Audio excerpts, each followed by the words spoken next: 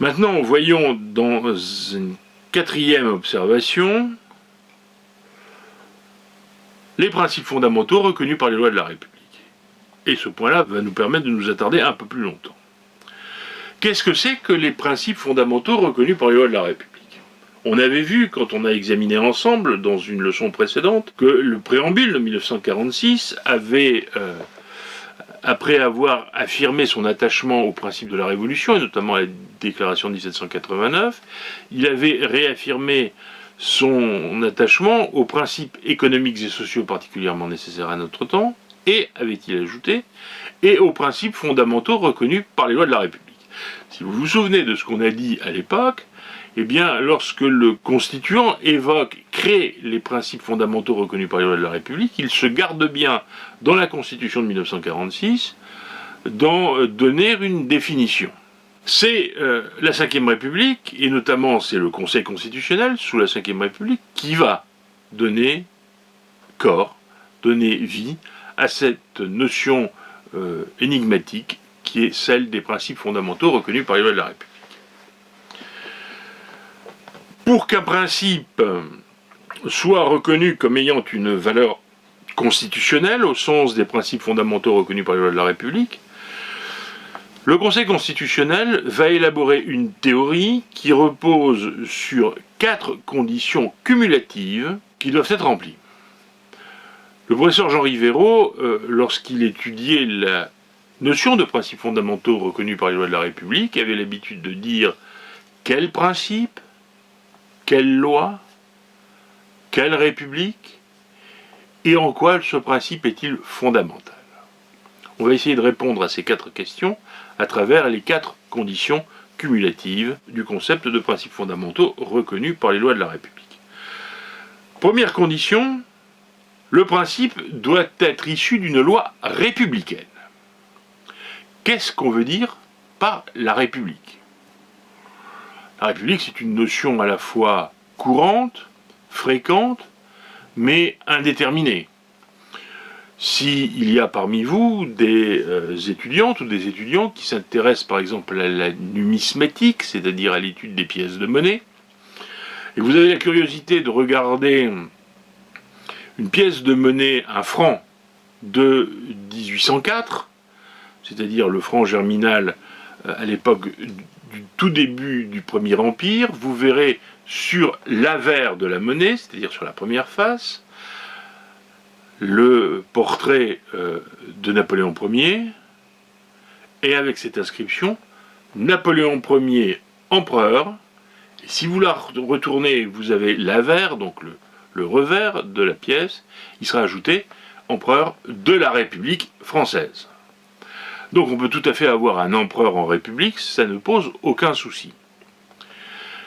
Qu'est-ce que c'est que la République au sens du droit constitutionnel français? C'est ça qui nous intéresse. Alors, ça veut dire tout d'abord qu'il faut que ces lois, principes fondamentaux reconnus par les lois républicaines, que ces lois aient été adoptées dans une période républicaine, mais pas n'importe quelle période républicaine, une période républicaine antérieure à 1946. Puisque la notion de principes fondamentaux reconnus par les lois de la République a été créée par la Constitution du 27 octobre 1946. C'est ce que rappelle le Conseil constitutionnel dans sa décision 88-244 DC, 88-244 DC du 20 juillet 1988, la décision loi portant amnistie. Alors qu'est-ce que ça veut dire une loi républicaine antérieure à 1946 ? Ça veut donc dire, tout d'abord, définition négative, cela exclut toutes les lois adoptées lors des régimes non républicains de 1789 à 1946. Sont également exclues toutes les lois postérieures à l'entrée en vigueur de la Constitution du 27 octobre 1946. Alors ça veut dire que les lois républicaines qui vont être ici retenues seront essentiellement des lois adoptées sous la Troisième République, et là aussi, la Troisième République commence déjà par nous poser un problème. Faut-il envisager la Troisième République dans son sens strict, ou dans une vision large. Si il faut adopter une lecture stricte de la Troisième République, il faudrait prendre les années 1875-1940. Et encore, rien que la date de 1940 pose problème, puisque si la République est abolie par les lois constitutionnelles de Vichy du 10 juin 1940, le général de Gaulle rétablit la Troisième République lors de la Libération jusqu'au référendum d'octobre 1945. Mais on va voir qu'on va résoudre le problème autrement. Si on veut une lecture, une vision large, extensive de la période de la Troisième République, il faut prendre les bornes extrêmes, c'est-à-dire de faire commencer la Troisième République le 8 février 1871 et la faire achever au 21 octobre 1945. On pourra également inclure les lois adoptées sous la Deuxième République, soit entre le 4 novembre 1848 et le 2 décembre 1851. Enfin, il sera également possible d'y inclure les lois adoptées sous la Première République. Alors là, ça se complique encore plus, puisque sous la Première République, il n'y a pas un seul régime politique, il y en a même au moins trois, à savoir la monarchie constitutionnelle jusque septembre 1792. La Première République commence en l'an 1, en septembre 1792, par le régime de la Convention, qui est immédiatement mis en sommeil par le Comité de salut public, la patrie étant en danger, auquel succède le régime du Directoire avec la Constitution de l'an 3, et auquel enfin succède le régime du Consulat en 1799 jusqu'en 1804. Si on prend là aussi les dates extrêmes de la Première République, il faut envisager que peuvent servir de loi fondant un principe fondamental reconnu par les lois de la République, toutes les lois adoptées entre le 21 septembre 1792 et le 18 mai 1804, date du Senatus Consultae, établissant l'Empire au profit de Napoléon Ier. Certains auteurs ont pu croire à l'existence d'une exception concernant les principes fondamentaux reconnus par les lois de la République, dégagée par une décision sur laquelle on reviendra, qui est la décision du 23 janvier 1987, la décision numéro 86-224 DC, la décision Conseil de la concurrence, car cette décision s'appuie en partie sur la loi des 16 et 24 août 1790, la loi qui fonde la séparation des autorités administratives et judiciaires, adoptée par l'Assemblée nationale constituante, sanctionnée par Louis XVI, donc qui n'est pas une loi républicaine. En réalité, nous pensons qu'il n'en est rien. Le Conseil constitutionnel ne se fonde qu'indirectement sur les dispositions de la loi des 16 et 24 août 1790, mais bien plutôt sur la tradition française de la séparation des pouvoirs, pour faire émerger un principe fondamental reconnu par les lois de la République, celui de la séparation des autorités administratives et judiciaires.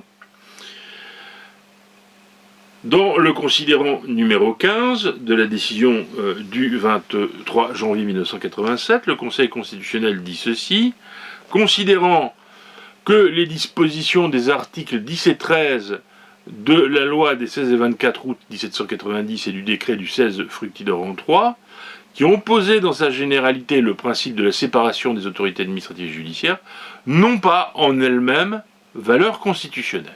Tout simplement parce que la loi des 16 et 24 août 1790 n'est pas une loi républicaine. Mais, ajoute le Conseil constitutionnel, que néanmoins, conformément à la conception française de la séparation des pouvoirs, figure au nombre des principes fondamentaux reconnus par les lois de la République, celui selon lequel, à l'exception des matières réservées par nature à l'autorité judiciaire, relève en dernier ressort de la compétence de la juridiction administrative, l'annulation ou la réformation des décisions prises dans l'exercice des prérogatives de puissance publique par les autorités exerçant le pouvoir exécutif, leurs agents, les collectivités territoriales de la République ou les organismes publics placés sous leur autorité ou leur contrôle. Or, cette conception française de la séparation des pouvoirs, elle a un fondement. Elle repose sur les dispositions de l'article 16 de la Déclaration des droits de l'homme et du citoyen du 26 août 1789, qui, elle, a valeur constitutionnelle. Je vous rappelle, parce qu'on l'a vu dans l'introduction, ce que dit l'article 16, « Toute société dans laquelle la garantie des droits n'est pas assurée, ni la séparation des pouvoirs déterminée, n'a point de constitution. » Et ce n'est que cette formule de l'article 16 de la Déclaration de 1789 qui va être reprise dans le décret, qui est une loi républicaine, du 16 fructidor en 3. Il faut savoir, entre parenthèses, que sous la période révolutionnaire, on avait coutume d'utiliser alternativement le mot loi et le mot décret, l'expression loi et l'expression décret, pour qualifier les textes adoptés par l'Assemblée nationale. Deuxième condition, le principe doit être contenu dans une loi. Que faut-il entendre par le terme loi ? Vous avez appris en première année, et vous savez depuis la première année, qu'il y a généralement deux définitions théoriques de la loi. Il y a une définition matérielle et une définition institutionnelle, une définition formelle. Qu'est-ce que c'est que la loi au sens formel ? C'est l'ensemble des textes adoptés par le Parlement ou par la voie référendaire. Et puis, il y a une deuxième conception possible, plus stricte, celle-là, la conception, je vous ai dit, matérielle, c'est-à-dire qu'on ne va pas s'attacher aux critères organiques, c'est-à-dire quelle est l'autorité qui adopte le texte, on va s'attacher au domaine dans lequel la loi intervient, le texte intervient. Peu importe l'autorité de l'auteur de la norme. Et dans ce cas-là, dans une définition matérielle de la loi, c'est tout acte élaboré, adopté par une quelconque autorité, quelle qu'elle soit, mais qui entre matériellement dans le champ de compétences du pouvoir législatif. Donc, définition formelle, définition matérielle de la loi, qu'en est-il ici pour nous ? Pour comprendre ce qu'est la loi, puisque le texte clé du système, c'est la Déclaration de 1789, il faut se reporter à la Déclaration de 1789, qui nous donne une définition de la loi au sens de la Déclaration de 1789. L'article 6 de la Déclaration des droits de l'homme et du citoyen du 26 août 1789, cet article 6 précise que la loi est l'expression de la volonté générale. Ce principe étant posé, l'article 6 de la Déclaration de 1789 est complété par la formule suivante : tous les citoyens ont droit de concourir personnellement ou par leurs représentants à sa formation. Qu'est-ce que ça veut dire ?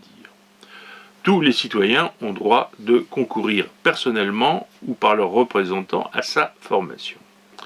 Ça veut dire que, en fait, la loi au sens de la Déclaration de 1789, c'est une loi qui repose sur une définition formelle. La loi, ce sera quoi ? C'est un texte soit adopté par un parlement élu, c'est les représentants, soit directement par le peuple, par référendum. Ce qui veut dire que sur la grande période qui va de 1789 à 1946, eh bien, il ne pourra y avoir de principes fondamentaux reconnus par les lois de la République que dans les périodes républicaines que nous venons d'indiquer, et parmi ces périodes républicaines, uniquement durant les périodes durant lesquelles, eh bien, il existait soit un parlement, soit un référendum permettant l'adoption de la loi. Ce qui va nous éliminer quasiment la première partie de la Première République, celle du Comité de salut public, celle de 1792 à 1794, de la proclamation du Comité de salut public à la chute de Robespierre en Thermidor 1794. Ça va permettre également d'éliminer d'autres périodes. Ainsi, par exemple, on s'est interrogé il y a un instant sur la fin de la Troisième République. Est-ce le 10 juin 40? Est-ce le 21 octobre 1945? C'est simple. Le 10 juin 1940, le Parlement français octroie les pleins pouvoirs au maréchal Pétain et est immédiatement ajourné. Le Congrès est renvoyé dans ses foyers. Il n'est pas dissous, mais il n'est plus réuni. Donc entre le 10 mai 40 et la libération de la France, donc au moins jusque juin-juillet 1944, eh bien il n'y a plus de Parlement, il n'y a pas de référendum, il n'y a plus de Parlement, donc il ne peut pas y avoir de loi au sens de la déclaration de 1789. D'ailleurs, le général de Gaulle ne s'y était pas trompé lorsqu'il a signé l'ordonnance de 1944, par laquelle étaient déclarés nuls et de nul effet tous les actes dits lois, affirme le texte, tous les actes dits lois du gouvernement de Vichy. Quant à la période qui va de la libération en juillet 1944 à octobre 1945, eh bien, il n'y avait pas de Parlement, il n'y avait pas de référendum, donc elle ne peut pas servir à donner naissance à un principe fondamental reconnu par les lois de la République. Troisième condition pour qu'un principe fondamental reconnu par les lois de la République ait une valeur constitutionnelle, troisième condition, le principe doit présenter une certaine continuité. Cette idée de continuité, elle a été explicitée par le Conseil constitutionnel dans sa décision numéro 88-244 DC du 20 juillet 1988, la décision loi portant amnistie. Peu importe que la loi qui a énoncé le principe soit encore en vigueur ou non, dès lors que le principe auquel cette loi a donné naissance subsiste. On va prendre un exemple pour bien vous faire comprendre. La loi du 24 mai 1872, qui est une loi extrêmement importante pour nous autres publicistes, puisque c'est la loi qui recrée le tribunal des conflits. Il avait déjà été créé une première fois en 1848, puis abandonné en 1851, mais il recrée de façon pérenne le tribunal des conflits à partir du 24 mai 1872. Mais cette loi contient également un autre dispositif qui donne au Conseil d'État la justice déléguée en proclamant le principe d'indépendance du Conseil d'État. Or, ces dispositions de la loi de 1872 seront abrogées dans les années qui suivent, mais si elles sont abrogées, le principe de l'indépendance du Conseil d'État va demeurer, à travers tous les régimes politiques. La grande réforme du contentieux administratif qui est opérée par une loi du gouvernement de Vichy en décembre 1940 ne reprend pas le principe de l'indépendance du Conseil d'État, mais ne le remet pas en cause. Et l'ordonnance de 1945 qui réécrit la compétence du Conseil d'État pour tenir compte à la fois de l'évolution du Conseil d'État pendant la période du gouvernement de Vichy et de la nécessaire fusion entre le Conseil d'État et le comité juridique du gouvernement provisoire de la République française, qui ne font plus qu'un seul et même organisme, eh bien, ne reprend pas non plus le principe de l'indépendance des juridictions administratives et du Conseil d'État. Pour autant, le principe subsiste. Le Conseil constitutionnel va donc pouvoir en déduire l'existence d'un principe fondamental reconnu par les lois de la République, le principe, le PFR-LR, de l'indépendance des juridictions administratives. Ce qui résulte notamment de la loi du 24 mai 1872, mais aussi de la décision 80-119 DC du 22 juillet 1980, la décision validation d'actes administratifs. Enfin, quatrième condition, et non des moindres, le principe doit présenter un caractère suffisamment général et non contingent.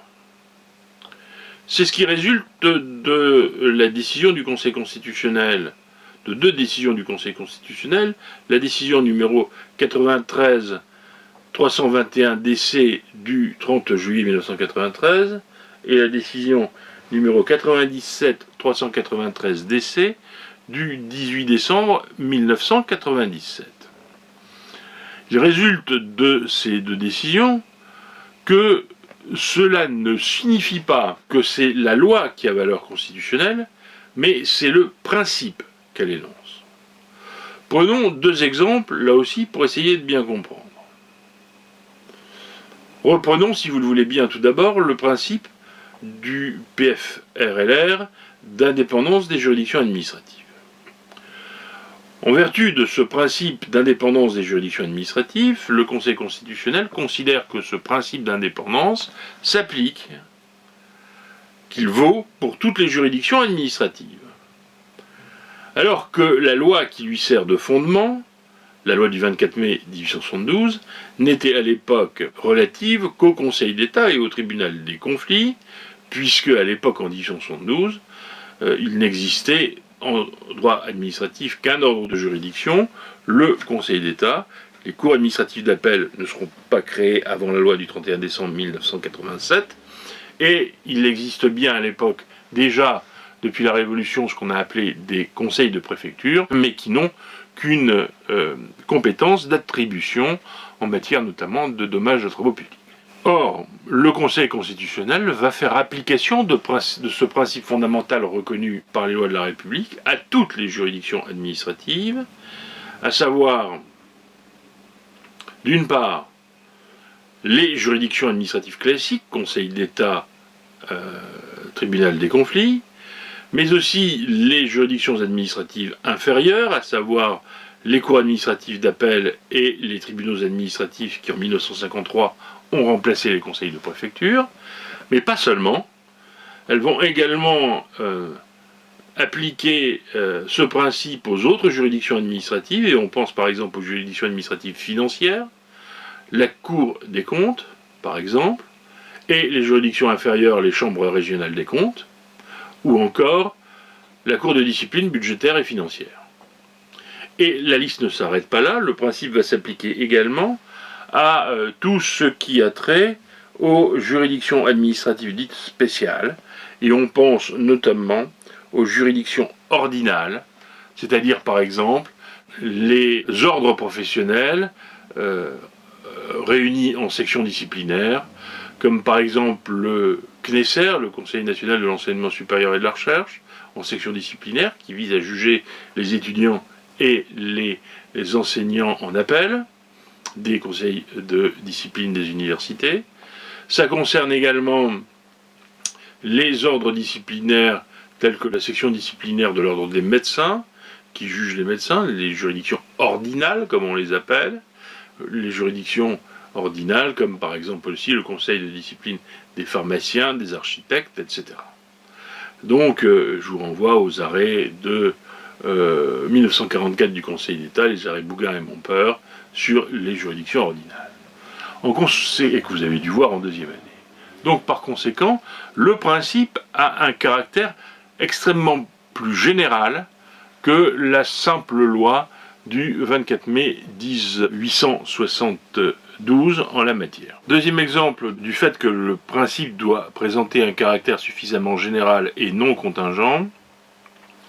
Deuxième exemple, la liberté d'association, qui est un thème qu'on aura l'occasion de revoir abondamment, aussi bien dans le chapitre 2 du cours de ce semestre que au cours du semestre 6, donc du deuxième semestre de cette année, lorsqu'on étudiera les libertés fondamentales appliquées. La décision numéro 7144 DC du 16 juillet 1971, la décision loi liberté d'association, relative à la loi du 1er juillet 1901 et à ses modifications, va dégager un principe fondamental reconnu par les lois de la République, qui est le principe fondamental constitutionnel, selon lequel toute association se constitue librement. Or, il faut savoir que la loi de 1901, telle qu'elle est modifiée par le projet de loi de 1971, ne concerne que les associations déclarées. On aura l'occasion de revoir cela en détail après, mais il faut savoir que le Conseil constitutionnel a appliqué cette décision, liberté d'association, appliqué ce principe selon lequel toutes les associations se constituent librement, à toute forme d'association. Ce sera le cas par exemple ainsi pour les associations de la loi de 1901. Or la loi de 1901 elle-même contient 3 types d'associations. Il y a les associations sans personnalité juridique autonome, personnelle, constituent de telles associations tout regroupement de 2 ou plusieurs individus qui s'accordent pour effectuer ensemble une même mission. À titre d'exemple, vous avez souhaité suivre ce cours, j'ai accepté de le dispenser, nous avons constitué de fait une association loi 1901. L'inconvénient, c'est que, sauf à quelques rares exceptions près, mais ce type d'association est dépourvu d'existence juridique autonome des membres qui la composent. Deuxième type d'association, prévu par la loi de 1901, les associations déclarées. On franchit ici une étape suivante.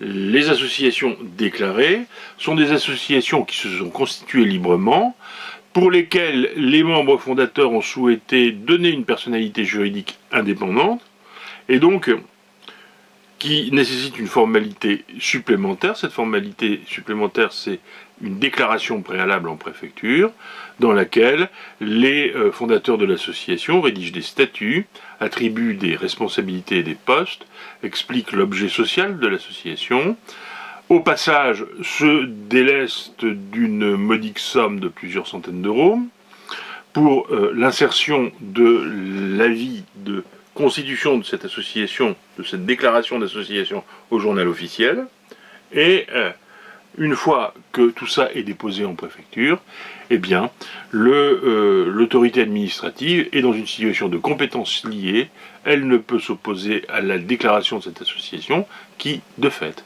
devient une association ayant une personnalité juridique autonome de ses fondateurs. Mais la loi de 1901 concerne également un dernier type d'association, à savoir les associations reconnues d'utilité publique, celles-ci.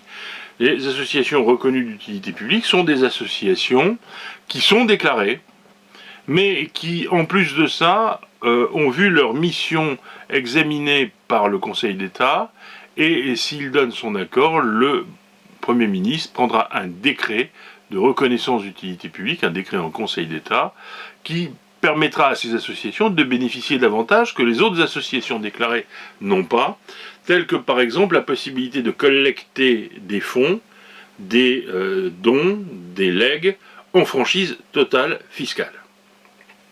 Sinon, pour les associations qui ne sont pas reconnues d'utilité publique, les associations loi 1901 déclarées, je dirais lambda, il faut qu'elles passent par la Fondation de France pour pouvoir échapper aux rigueurs fiscales en la matière. Mais la loi de 1901 n'est pas le seul texte qui crée des associations.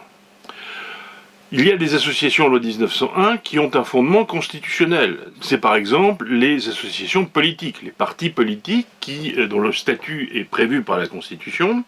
Ce parti politique, eh bien, vont avoir des règles de fonctionnement un peu particulières.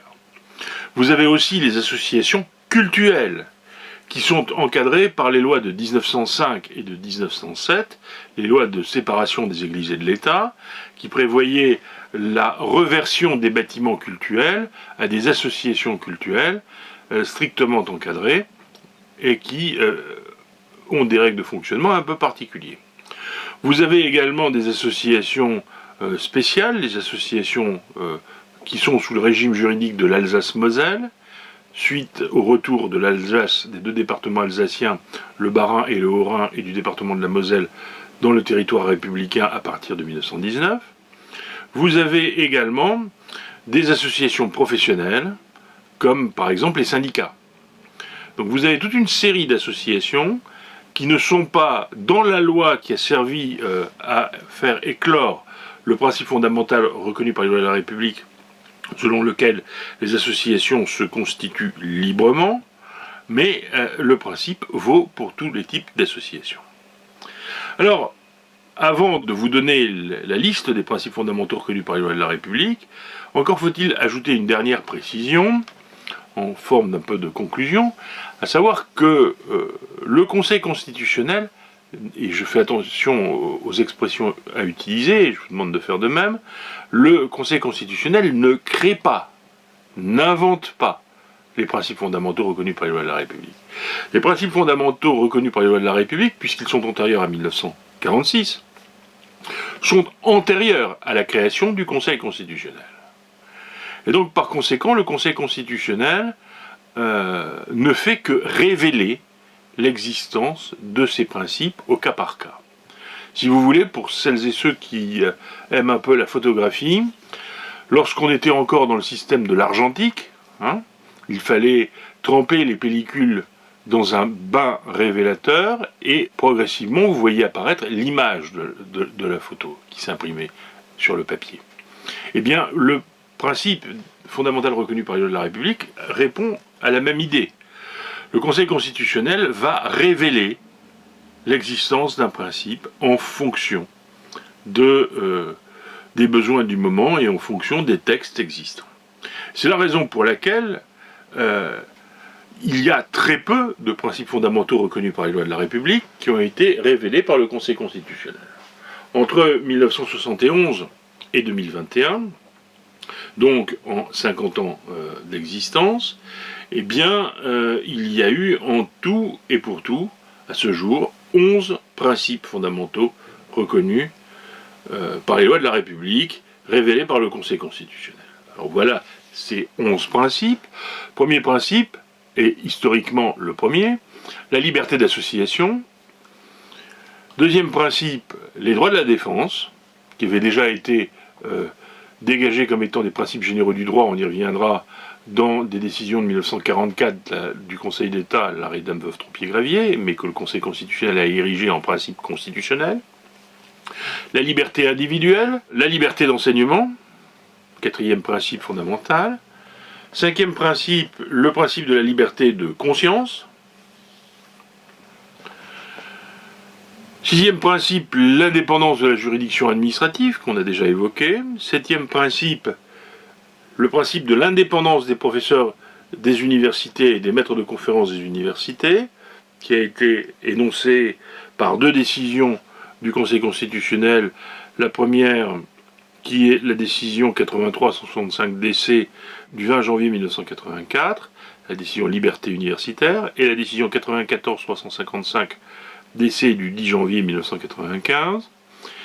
Au terme de ce principe constitutionnel, les professeurs des universités auxquels on y a associé les maîtres de conférences des universités, donc celles et ceux qui, comme moi, vous font cours sur les bancs de l'université, sont protégés par un principe constitutionnel qui fait qu'ils n'ont pas d'autorité hiérarchique au-dessus d'eux, et que quand ils entrent dans un amphithéâtre, ou, comme malheureusement c'est le cas actuellement, quand ils sont derrière une caméra, eh bien, ils sont libres de tenir les propos scientifiques qu'ils veulent.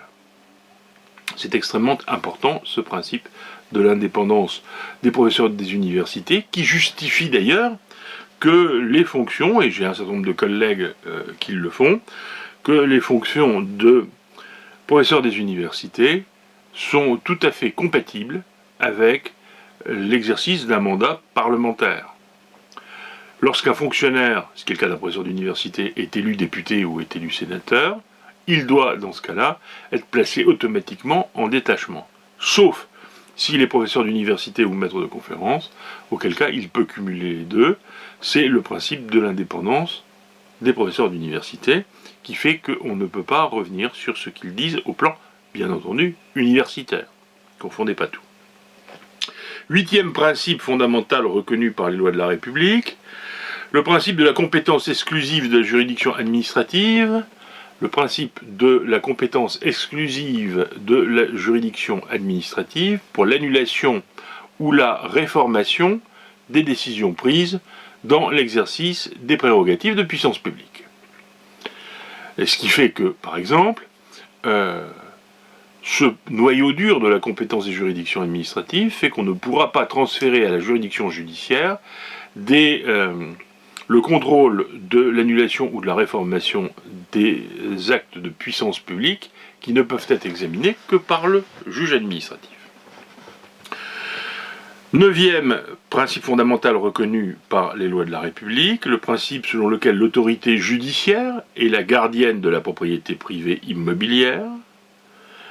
Et pour celles et ceux qui souhaiteront partir en master droit public interne, vous verrez, et j'aurai l'occasion de vous montrer en droit de l'expropriation que ces deux principes s'entrechoquent dans la procédure d'expropriation.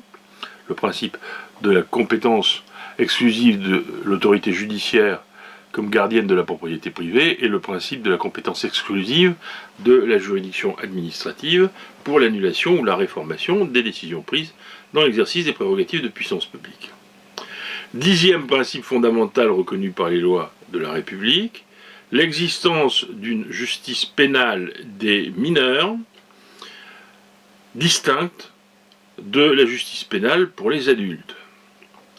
Et enfin, qui fait que lorsque un même crime est commis par un adulte ou par un mineur, et tout dépendra d'ailleurs de l'âge du mineur, parce que ça évolue en fonction des tranches d'âge, eh bien, les peines encourues ne seront pas les mêmes. Enfin, onzième et dernier principe fondamental reconnu par les lois de la République, qui a été dégagé il y a une petite dizaine d'années, c'est le principe de l'utilisation des lois locales en Alsace et Moselle, tant qu'elles ne sont pas remplacées par des dispositions de droit commun, ou tant qu'elles ne sont pas harmonisées avec elles. C'est la sauvegarde du droit local alsacien-mosellan. Voilà donc pour ce dernier paragraphe consacré à la proclamation des libertés fondamentales dans la Constitution du 4 octobre 1958, et notamment à la fin, aux éléments de réflexion relatifs aux principes fondamentaux reconnus par les lois de la République. Avec ces remarques relatives aux principes fondamentaux reconnus par les lois de la République, nous en avons terminé avec la section première, consacrée à la proclamation des droits et des libertés dans les déclarations françaises. Nous allons donc pouvoir commencer maintenant la section 2, consacrée cette fois-ci à la proclamation des libertés fondamentales dans les déclarations internationales.